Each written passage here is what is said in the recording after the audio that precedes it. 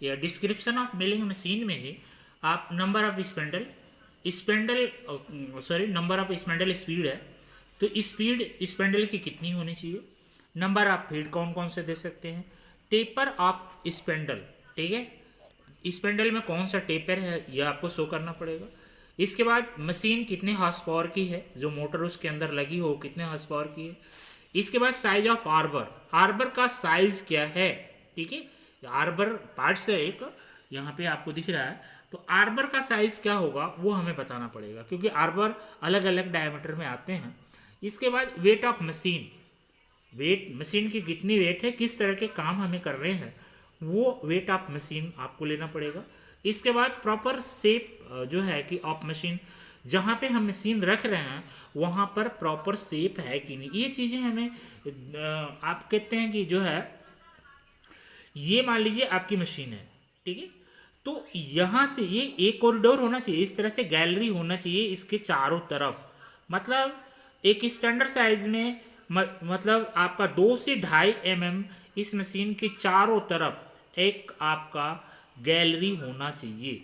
इसके बाद यहाँ पे कम से कम 3 या 3.5 फीट के आसपास इस तरह से एक स्पेस होना चाहिए, ताकि ये मशीन पे हम वर्कर काम आसानी से कर सके और कंपोनेंट को लोड और अनलोड किया जा सके। इस चीज़ को हमेशा ध्यान रखना है, क्योंकि ऐसी चीज़ें अगर नहीं होगी तो वहाँ पर एक्सीडेंट होने के चांसेस बढ़ जाते हैं और प्रोडक्शन करने में परेशानी जनरेट होती है।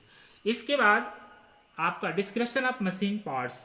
अब यहाँ पर हम मशीन पार्ट्स की अगर हम बात करते हैं तो ये सारे मशीन यहाँ पर आ गए। आप देखो अब यहाँ पर बेस है, ठीक है, बेस हमारा कहाँ पे है भाई, ये हमारा बेस है, ठीक है, ये इसके अंदर ये जो जिसके ऊपर जो है कि एलिवेटिंग स्क्रू लगा हुआ है और इसके ऊपर कॉलम खड़ा हुआ है, ये बेस है आपका, ठीक है।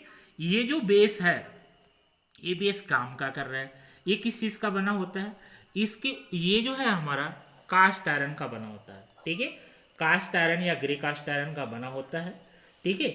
इसी के ऊपर सभी पार्ट्स स्टे करते हैं।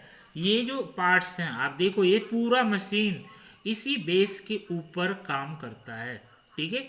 तो मेन काम बेस हमारा जो है कि ये आपके सामने दिख रहा है और एक कास्ट आयरन का बना होता है और इसके ऊपर सारे पार्ट्स स्टे करते हैं। दूसरे नंबर पर आता है हमारा कॉलम। आप देख रहे हैं कॉलम यहाँ पे, ये देखिए कॉलम, ये पूरा कॉलम आपका यहाँ पे खड़ा है, यहाँ से लेकर के ये इसके अंदर कॉलम लगा हुआ है। ये काम क्या करता है, यह मशीन के ऊपर क्या करता है, लंब रूप में फिट रहता है, मतलब इसके 90 डिग्री में खड़ा रहता है। इसके ऊपर कौन कौन से पार्ट्स, ये जो पार्ट्स कॉलम है इसके ऊपर कौन कौन से पार्ट्स फिट रहते हैं, ये नी फिट रहता है। नी आपको कहाँ दिख रहा है, नी आपको यहाँ दिख रहेगा, ठीक है। इसके बाद आपका सैडल होगा, टेबल के नीचे होगा, इसके बाद सॉरी इसके ऊपर टेबल होगा।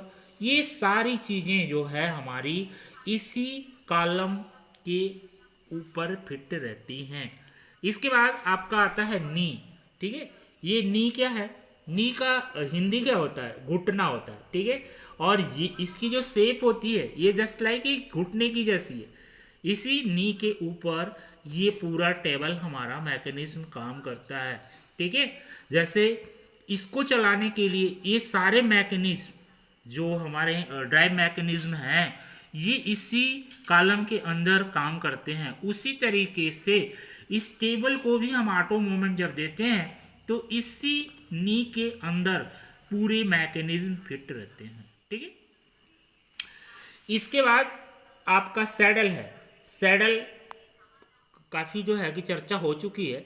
सैडल के ऊपरी भाग पर जो कॉलम है उसके ऊपर हमारा सैडल फिट रहता है, ठीक है, और ये 90 डिग्री में फिट रहता है, ठीक है, और ये सैडल के ऊपर ही टेबल मूव करता है। इसके बाद टेबल हमारा आता है। टेबल जहाँ तक हम जान रहे हैं ये सामने आपके टेबल है, ठीक है, और ये इसका जो है कि साइज़ क्या होता है वो भी बताया था आपको अभी आगे।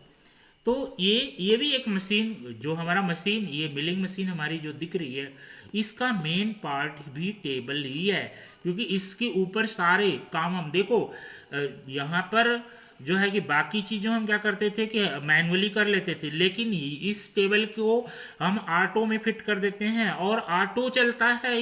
ये सारा टेबल हम ऑटो चला सकते हैं, और ऑटो चलेगा तभी जो प्रिसीजन ऑपरेशन है, चाहे वो आपको रीमर काट रहे हैं, हेलिकल गियर्स काट रहे हैं, और आपका जो है कि स्प्लाइन कुछ भी काट रहे हैं, ये ऑटो मूवमेंट करेगा। इसके बाद आपका आता है ओवर आर्म। ओवर आर्म आप यहाँ पर देखिए, ये सामने आपका ओवर आर्म है, ठीक है। इसका काम क्या होता है, यहाँ पर आपको दिखेगा कॉलम के ऊपरी भाग पर ये फिट रहता है। ये आपका कॉलम यहाँ से देखो, यहाँ पे कॉलम आ गया, ये कॉलम आपका आया, ये कॉलम यहाँ पे खत्म होता है, इसी के ऊपर ये क्या फिट है, यहाँ पे देखो ये चीजें अलग है। ये आर्बर सपोर्टर आपको दिख रहा है, यहाँ पे डॉप्टेल दिख रहा है, ये डॉप्टेल इसके ऊपर कटा होता है इसके अंदर, और ये फिट रहता है यहाँ पर, ठीक है। तो ये काम फिट रहता है, इसमें कटर और आर्बर को आश्रय मिलता है। कहने का मतलब ये है कि जब ये आपका एक तरह से जो हमारा ओवर आर्म है, यही इसके ऊपर क्या क्या जो है कि होल्ड हम किए हुए हैं। यहाँ पर देखो आर्बर हमने होल्ड कर दिया। आर्बर 2 या 3 भी हो सकते हैं, अगर हैवी मशीनें हैं तो ज़्यादा हो जाएंगी, कम लाइट वेट मशीन है तो कम हो जाएगा। देखो यहाँ पे ये आर्बर दिख रहा है आपको, ये आर्बर सपोर्टर यहाँ पे लगे हुए हैं, तभी तो ये स्पेंडल से आर्बर निकलता हुआ ये यहाँ तक आया हुआ है, ठीक है। इसके बाद कार्य के अनुसार ओवर आर्म भी अलग अलग होते हैं। जैसे कार्य के अनुसार आपका सिंगल सिंडिकल ओवर आर्म, ये हल्के कार्य के लिए यूज किया जाता है, ठीक है। ये चीज़ ध्यान रखना है, ऐसा नहीं है कि जो हैवी वर्क के लिए वो भी लाइट वर्क के लिए यूज करो, जो लाइट वर्क के लिए वो हैवी यूज के लिए यूज करो, तो फिर क्या होगा, एक्सीडेंट हो जाएगा। क्योंकि मशीन बहुत डिसओबेसर्वेंट होती है। मैंने बहुत पहले आपको शुरू में ही बताया था बात को कि अगर आप जरा सा भी आप जैसे फिटिंग कर रहे हो वहाँ पे आप एरर करते हो तो एक्सक्यूज में भी पॉसिबल हो सकता है, लेकिन मशीन शॉप में अगर आप एरर कर रहे हो, एरर है आपके पास, तो कोई एक्सक्यूज नहीं, एक्सीडेंट कंफर्म हो जाएगा। इसके बाद डबल सिंडिकल ओवर आर्म, अगर डबल सिंडिकल ओवर आर्म है तो वो मीडियम वर्क का कार्य किया जाता है। इसके बाद डॉप्टेल स्लाइड के साथ आयताकार अगर आर्म है, आप यहाँ पे देखना, यहाँ पे डॉप्टेल, आप डॉप्टेल की बात हुई, ये डॉप्टेल आपको दिख रहा है यहाँ पे, और डॉप्टेल का ऑपरेशन आप करते हैं, चाहे वो एक्सटर्नल हो चाहे इंटरनल हो, तो ये अगर है तो ये हैवी वर्क के लिए होता है। भारी कार्य जहाँ पे हम करेंगे वहाँ पे हम डॉप्टेल यूज करेंगे, ठीक है। इसके बाद आपका आता है ओवर आर्म ब्रेसिस, ठीक है। ओवर आर्म ब्रेसिस क्या होते हैं, ये जब आप ज़्यादा कार्य करेंगे, यहाँ से लेकर के एक ऐसे सब जो है कि ब्रेसिस लगे होते हैं, अगर इससे भी ज़्यादा हैवी वर्क है तो वहाँ पर ये ब्रेसिस लगा दिए जाते हैं, ठीक है। सभी मिलिंग मशीनों के साथ आते हैं, लेकिन हम क्या करते हैं इसको कि जब हैवी कट यूज हमें करना हो तभी हम इसको यहाँ से एक सपोर्ट दे करके इस तरह से यहाँ पे फिट करते हैं, ताकि कट अगर बाहर भारी कट अगर लगा हुआ है तो उसको होल्ड करने के लिए हमें जो है कि आराम से उसको हम होल्ड कर सकें। इसके बाद आपका आता है स्पेंडल। स्पेंडल आपको कहीं दिख नहीं रहा है इसमें, ये है स्पेंडल।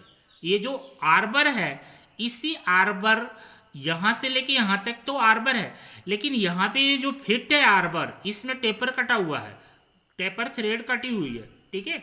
और ये जो टेपर थ्रेड कटी हुई है इसी स्पेंडल में मूव कर रहा है, और इसके अंदर जो स्पेंडल है वो कनेक्ट है जो है कि आपका, तो ये जो स्पेंडल होती है वो एलॉय स्टील की बनती है,